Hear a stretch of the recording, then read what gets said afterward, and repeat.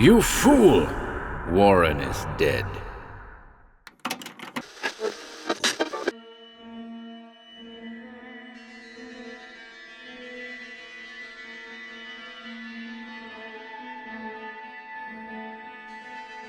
The Echoing Point, and others, 3 Tales of the Fourth Dimension.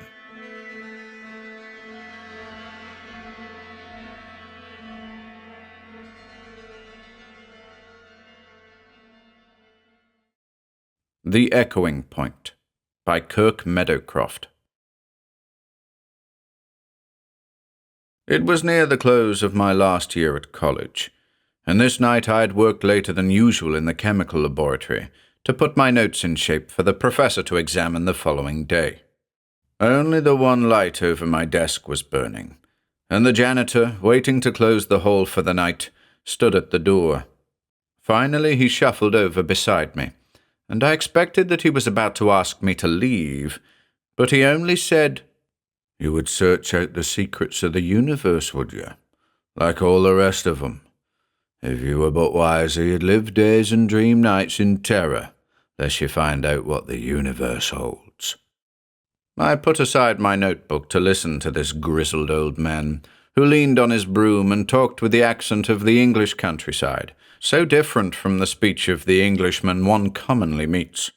2 generations of professors had studied, lectured, and died since he had been the guardian of the whole, and he had seen much with the quiet, unhurried watchfulness of the unlettered man. Disregarding the rules of the building, I lighted a cigarette. "You'll not be one to tell if I smoke my pipe, then," said he. "And as to knowing too much, have you read the ancients? Stupids among them, same as we, but others, every line of their books is fair quivering with what they knew, and dared not tell. They knew as well, and more, as the country lads that sped to-night in the Green Hill." There arose perversely in my mind a picture of pudgy old Professor Winterbottom, who was the author of some 30 volumes, large and small, on chemical theory, and who looked like a successful stockbroker interviewing the unknown and unbelievable. "Nay," said the janitor, reading my thoughts. "He knows nought but his work. He would see nought. Did his own house stand on its head instead of its toes, he would step in by the window and never heed." Then, as the thought of one thing will often call to mind its opposite, my thoughts turned to the story of Professor Hazlitt, as I had heard it from my father, who had been a student at this same college at the time when that brilliant young teacher had so suddenly and so strangely broken down in the midst of his success and disappeared into a private asylum, hopelessly mad. "Did you know Hazlitt?" I asked.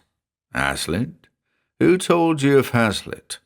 "My father," I answered, "who studied here before me." "Aye, it would be more than 20 years since. Hazlitt, he saw the universe, and he went out by the little door, and no one saw him after." He puffed his pipe vigorously for a moment. "Happens I know what he saw, for I was with him. 'Twere no manner of use to tell him then. It was in the year that he was made a full professor of physics, and the boys were coming to his courses in flocks, for he always had a keen way of lecturing that the boys liked. He began to work late, nights, in his office here. This very room was his study. You may not know. He was writing a paper on the physical properties of polydimensional space. I mind the name of it well, for I have the paper at home. When the president, old MacDonald it was then, came here to look over the poor man's papers, he saw that one on the desk. 'Pooh,' he said, puffing out his cheeks. ''Tis the work of a poor mad brain. You'll burn this rubbish, janitor.' But I kept it instead, for I was younger then, and there were times I thought the president an old fool. Along in December came from England a man that Hazlitt had known before. He came every day to the study, and they talked late together. I would hear them as I swept out the room, for Hazlitt was a thinking man, and would not willingly delay me in my work. The man from England had been in some society for finding ghosts and spirits, but they had put him out, as I understood it. I remember his saying, They wanted only gentle spirits that they could ask to rap on the tables in the parlour and read numbers in a hat. I showed them what I could, and after the last meeting the chairman came, trembling all over he was, and said in his squeaking voice, You'd best resign, Mr. Thomas. We had a fancy to table tipping, but it's devils and the sight of hell that you've brought. And he looked over his shoulder as though he feared what stood behind him. And devils and the sight of hell it likely was, for I could only show them what I had found, said the man from England. The janitor fumbled for a match and relit his pipe. And all the time, Hazlitt only sat there in his chair and drummed with his fingers, wonderful thin fingers he had, and said, That is so, or I've never seen that. One night I asked him what it all meant, though it was seldom that I troubled him with questioning, and he told me. It is to find a place that we can't go to, said he. It's a place in this world? I asks. No, said he, it's not. He said it was like the other side of the mirror, here and yet not here, and he said that in that world a man could go nowhere, but that he must wait for the place to come to him. Can you believe that? Said he. Believe nowt, learn nowt, said I. But I saw little then of what he meant. Still I asked him if the place would come. Thomas says that it will, he answered me, and then he went out. A few nights after they were talking, and I heard Thomas give a great gasp, like a man choking.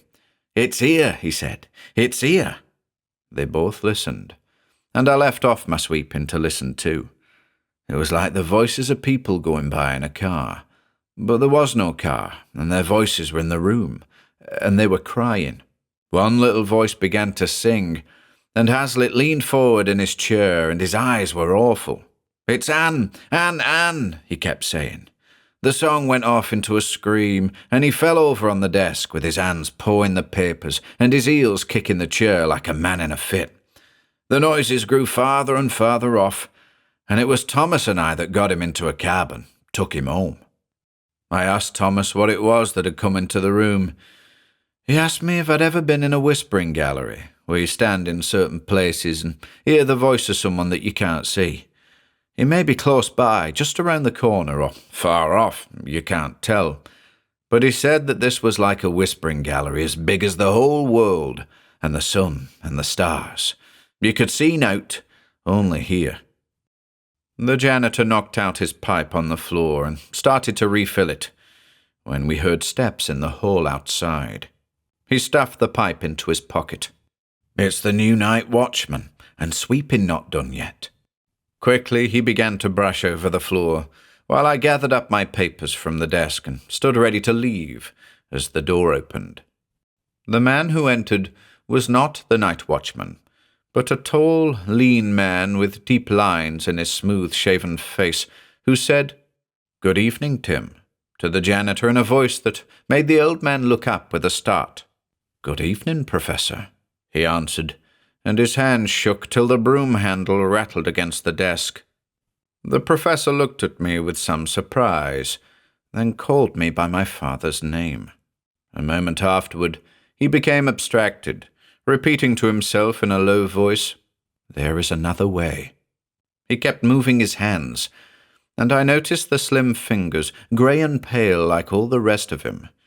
Some design seemed to be in his mind. Then he noticed us again and said, "You can neither help nor hinder. Only come over near me and stand without moving." We had no power to disobey that voice. We watched him without even wondering, as he took handfuls of earth from his pocket and sprinkled them carefully in a figure that enclosed us all. By that, the old janitor knew what he was about to do, and he told me in whispers, "It be black magic, to draw the other world to this same place again. There has been those could do it in times past." But he grew uneasy. Once he spoke aloud, "You will lose your soul, sir." "What need have I of a soul?" asked Hazlitt, and the janitor made no answer. "Not to draw the figure, but to project it. Not to draw, but to project," whispered the gaunt man to himself, as over and over he crossed and interlaced the lines. When it was finished, He stood waiting, but his knees shook, and gently as we could, we helped him kneel. Outside, the sound of the wind sweeping over the roof rose louder and louder, and it may have been more than the wind, for as it came rushing on, Hazlitt started up, but his foot slipped and he fell, half over the border of the twisted lines. He lay without moving, and the wind passed on. The old janitor knelt at his side for a moment, and then, going back to his broom, began very carefully to sweep up old traces of the sprinkled earth. Once he paused to look at me and say, "'Twere his heart. There be no need to say aught else." And it was thus that we reported it.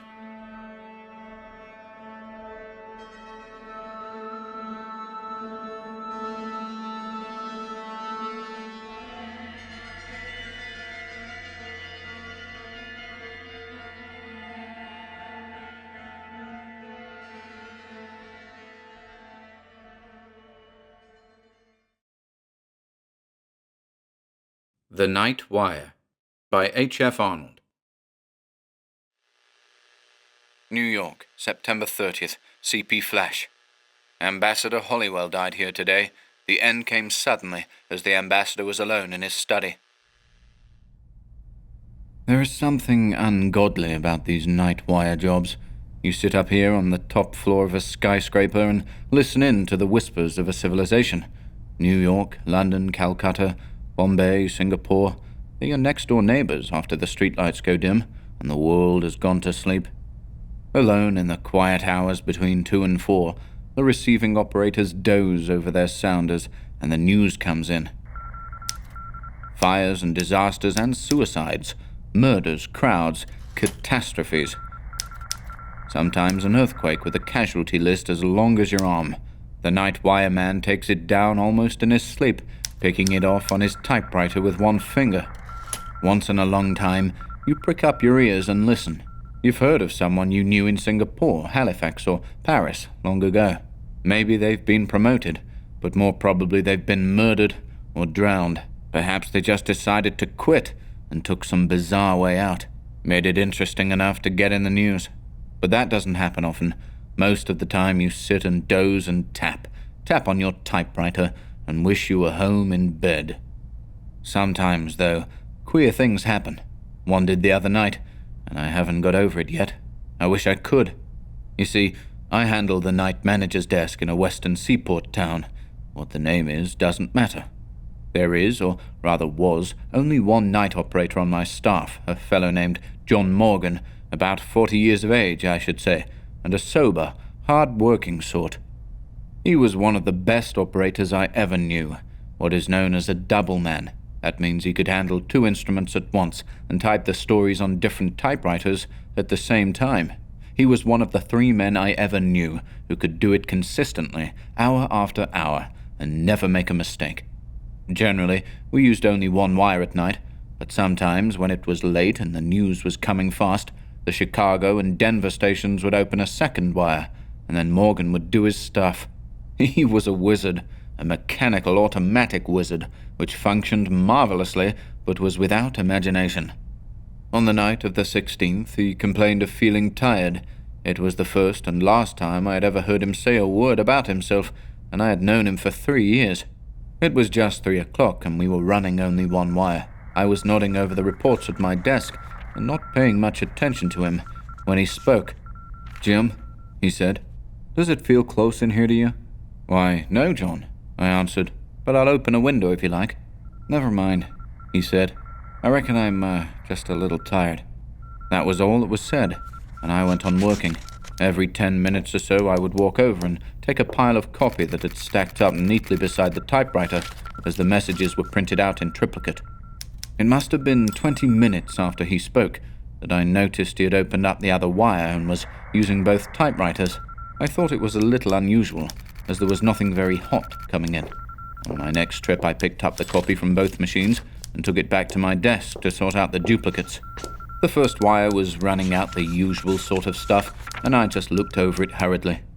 Then I turned to the second pile of copy. I remembered it particularly because the story was from a town I had never heard of, Xebico.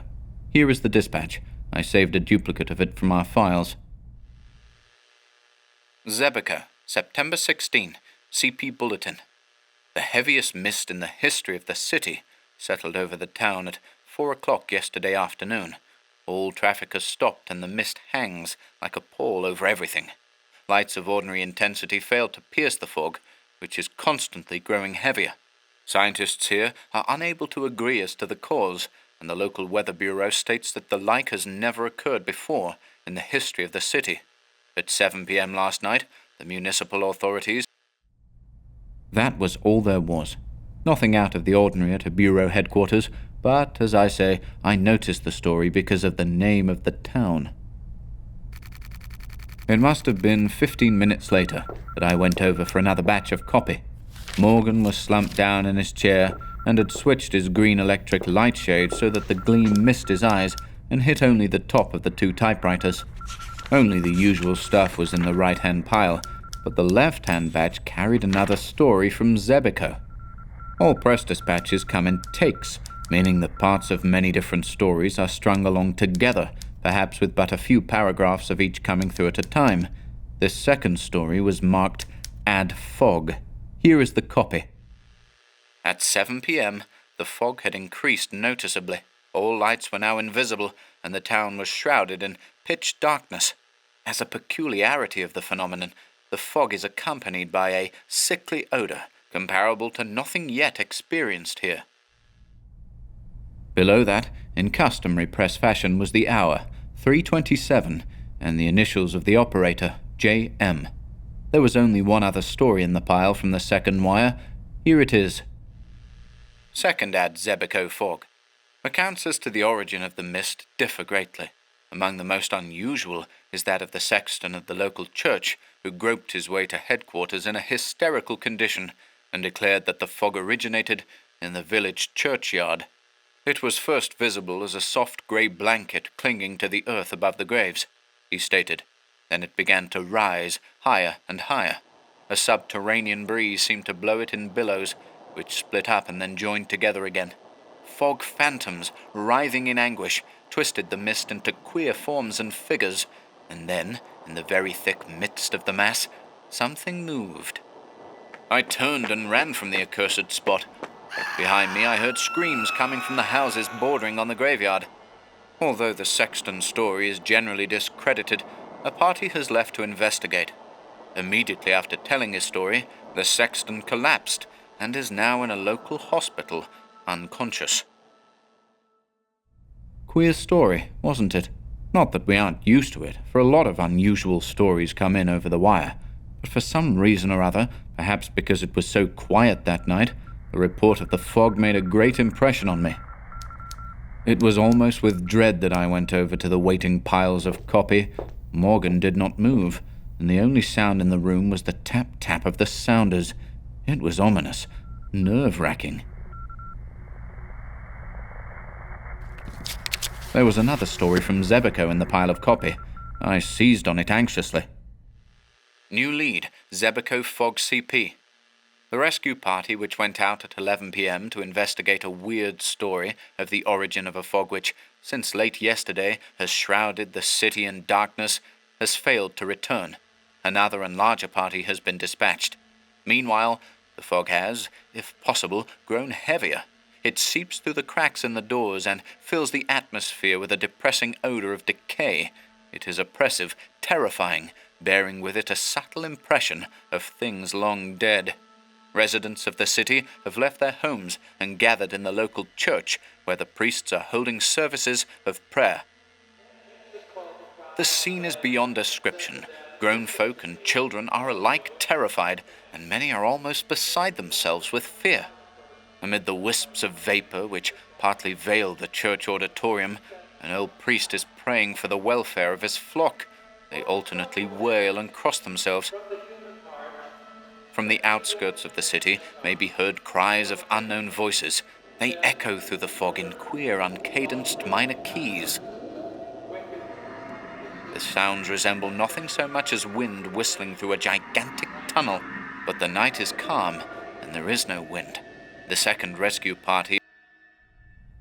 I am a calm man, and never in a dozen years spent with the wires have I been known to become excited, but despite myself I rose from my chair and walked to the window. Could I be mistaken, or far down in the canyons of the city beneath me did I see a faint trace of fog? It was all imagination. In the press room, the click of the sounders seemed to have raised the tempo of their tune. Morgan alone had not stirred from his chair, his head sunk between his shoulders. He tapped the dispatches out on the typewriters with one finger of each hand. He looked to sleep, but no. Endlessly, efficiently, the two machines rattled off line after line, as relentlessly and effortlessly as death itself. There was something about the monotonous movement of the typewriter keys that fascinated me. I walked over and stood behind his chair, reading over his shoulder the type as it came into being, word by word. Here was another. Flash Xebico CP. There will be no more bulletins from this office. The impossible has happened. No messages have come into this room for 20 minutes. We are cut off from the outside and even the streets below us. I will stay with the wire until the end. It is the end, indeed. Since 4 p.m. yesterday, the fog has hung over the city. Following reports from the sexton of the local church, 2 rescue parties were sent out to investigate conditions on the outskirts of the city. Neither party has ever returned, nor was any word received from them. It is quite certain now that they will never return. From my instrument, I can gaze down on the city beneath me. From the position of this room on the 13th floor, nearly the entire city can be seen. Now, I can see only a thick blanket of blackness, where customarily are lights and life. I fear greatly that the wailing cries heard constantly from the outskirts of the city are the death cries of the inhabitants. They are constantly increasing in volume, and are approaching the center of the city. The fog yet hangs over everything. If possible, it is even heavier than before, but the conditions have changed. Instead of an opaque, impenetrable wall of odorous vapor, there now swirls and writhes a shapeless mass in contortions of almost human agony. Now and again, the mass parts, and I catch a brief glimpse of the streets below. People are running to and fro, screaming in despair. A vast bedlam of sound flies up to my window, and above all is the immense whistling of unseen and unfelt winds. The fog has again swept over the city, and the whistling is coming closer and closer. It is now directly beneath me. God! An instant ago the mist opened, and I caught a glimpse of the streets below. The fog is not simply vapor, it lives. By the side of each moaning and weeping human is a companion figure, an aura of strange and vari-colored hues.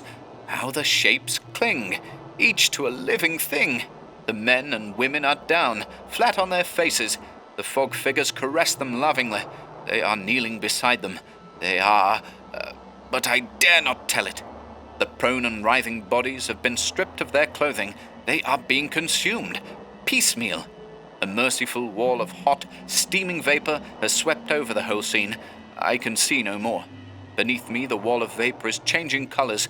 It seems to be lighted by internal fires. No, it isn't.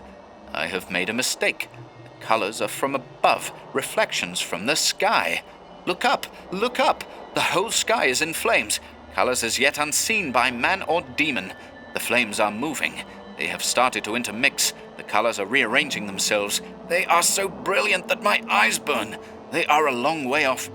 Now they have begun to swirl, to circle in and out, twisting in intricate designs and patterns. The lights are racing each with each, a kaleidoscope of unearthly brilliance. I have made a discovery. There is nothing harmful in the lights. They radiate force and friendliness, almost cheeriness, but by their very strength, they hurt. As I look, they are swinging closer and closer, 1,000,000 miles at each jump. Millions of miles with the speed of light. Aye, it is light of quintessence of all light. Beneath it the fog melts into a jeweled mist radiant, rainbow-colored of 1,000 varied spectra. I can see the streets. Why, they are filled with people. The lights are coming closer. They are all around me. I am enveloped. The message stopped abruptly. The wire to Xebico was dead. Beneath my eyes, in the narrow circle of light from under the green lampshade, The black printing no longer spun itself, letter by letter, across the page. The room seemed filled with a solemn quiet, a silence vaguely impressive, powerful. I looked down at Morgan. His hands had dropped nervously at his sides, while his body had hunched over peculiarly. I turned the lampshade back, throwing light squarely in his face. His eyes were staring, fixed. Filled with a sudden foreboding, I stepped beside him and called Chicago on the wire. After a second, the sounder clicked its answer. Why? But there was something wrong. Chicago was reporting that Wire 2 had not been used throughout the evening. "Morgan!" I shouted. "Morgan, wake up! It isn't true! Someone has been hoaxing us! Why—" In my eagerness, I grasped him by the shoulder. His body was quite cold. Morgan had been dead for hours. Could it be that his sensitized brain and automatic fingers had continued to record impressions even after the end? I shall never know, for I shall never again handle the night shift. Search in a world atlas discloses no town of Xebico. Whatever it was that killed John Morgan will forever remain a mystery.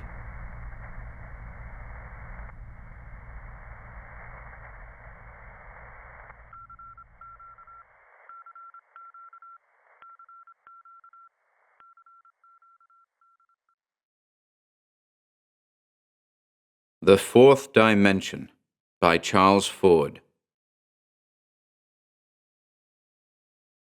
Ripley sang aloud in pure joy as the blade-like bow of his racing canoe slipped through the water.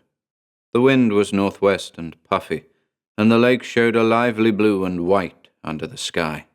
As he came about, over to windward, he could see the green of the golf links slanting up from the water's edge, and the white clubhouse gleaming through the trees. Overhead, the white and tinted clouds sailed before the wind, hardly dimming the sunshine. It was a pretty picture from the water, and he loved it. As the wind heeled the canoe over, his muscular legs shot him up to windward, and the lively craft swished through the water, every puff wetting the sails halfway to their peaks and showering him with spray. Golf and tennis were good, but nothing wiped out the worries of a difficult and precarious business as did the little canoe. It needed skill, muscle, and quick wits, a man's play. Starting his sheets a bit, he stood out into the lake and hauled her into the wind again. Then a vicious blast came down the hill. The slide jammed and he went over. The ducking was the least of his troubles. He was used to it. But this time something went wrong. His head struck a spar, and when at last he found himself swimming easily toward the boathouse that showed its gay awnings in a little cove below the clubhouse, he thought he must have been unconscious for a minute or two. Pulling himself up on the float, he turned, but could see nothing of the capsized canoe. "I'll send Jimmy out for it," he said to himself, and went into the locker room for a rub-down.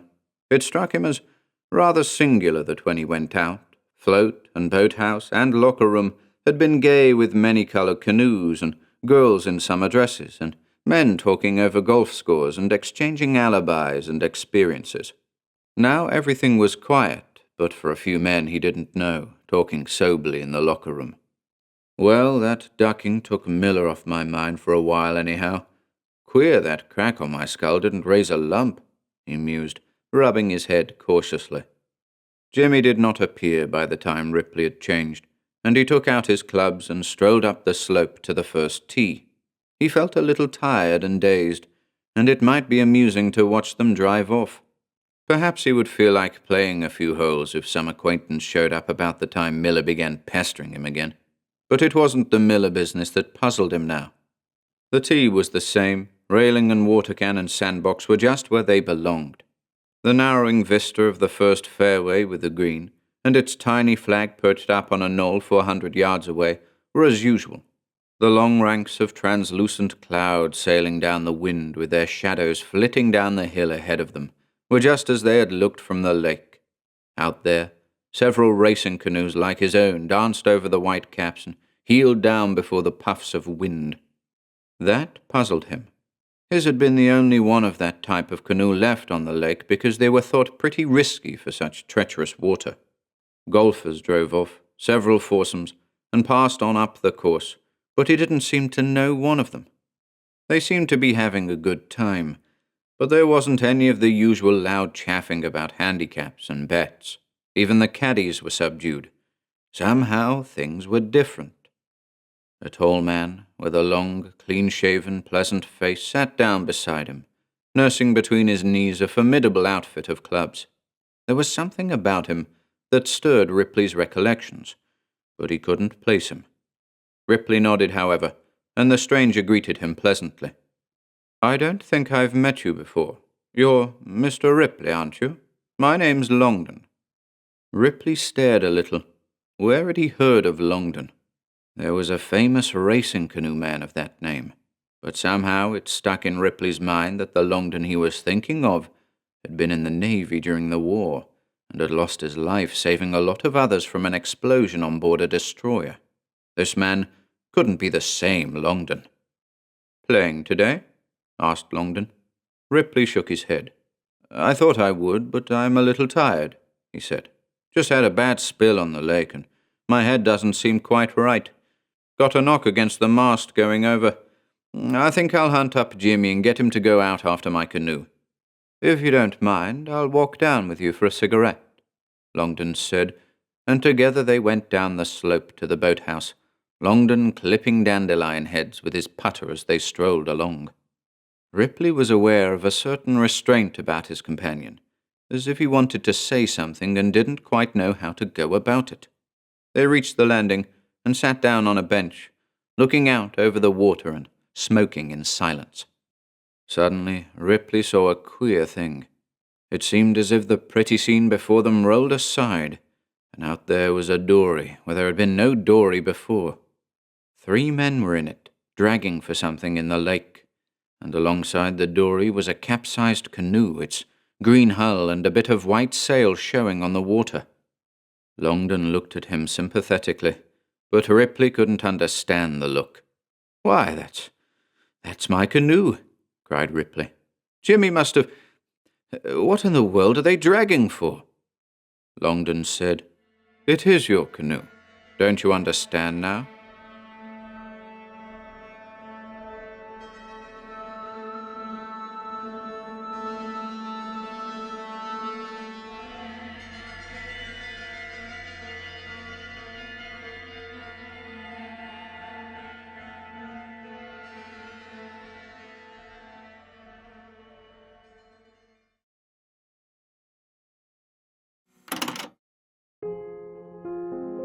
If you enjoyed listening today, be sure to subscribe to the channel by hitting the red subscribe button below. After doing so, click the bell icon next to the subscribe button to receive new content notifications. If you'd like to support our work and receive exclusive perks, consider becoming a channel member by clicking the join button below. To support us in other ways, see the video description for links to our Bandcamp and Patreon pages, our merch store over at Teespring, and further information relating to our releases on Audible, iTunes, and Spotify. And until next time.